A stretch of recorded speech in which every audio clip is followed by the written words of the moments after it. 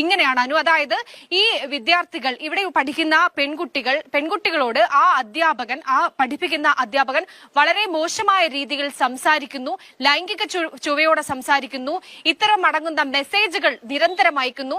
ഇതുമായി ബന്ധപ്പെട്ട് വിദ്യാർത്ഥികൾ ഒന്നും രണ്ടുമല്ല പഠിക്കുന്ന മുഴുവൻ വിദ്യാർത്ഥികളോടും അധ്യാപകൻ ഈ രീതിയിലാണ് പെരുമാറിയത്. ഈ അധ്യാപകനെതിരെ വിദ്യാർത്ഥികൾ കാന്തപുരത്തിന്റെ നേതൃത്വത്തിലുള്ള മാനേജ്മെന്റിനോട് പരാതി പറയുന്നു. ആദ്യഘട്ടത്തിൽ നേരിട്ട് പരാതി പറഞ്ഞു, പിന്നീട് പരാതി എഴുതി നൽകുന്നു. ഈ അധ്യാപകനെ മാറ്റണം, ഇത്തരത്തിൽ ഒരു ഗുരുവിന്റെ ഭാഗത്ത് നിന്നാണ് ഈ രീതിയിലുള്ള ഈ ലൈംഗിക ചുവയോടുള്ള സംസാരം ഉണ്ടാകുന്നത് എന്ന് പറയുന്നു. പക്ഷേ കാന്തപുരത്തിന്റെ നേതൃത്വത്തിലുള്ള മാനേജ്മെന്റ് ഒരു നടപടിയും ഈ വിഷയത്തിൽ ഉണ്ടായിട്ടില്ല.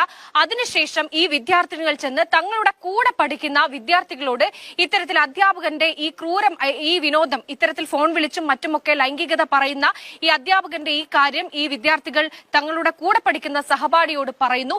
ഈ സഹപാഠികൾ പിന്നീട് കോളേജിലെത്തുന്നു.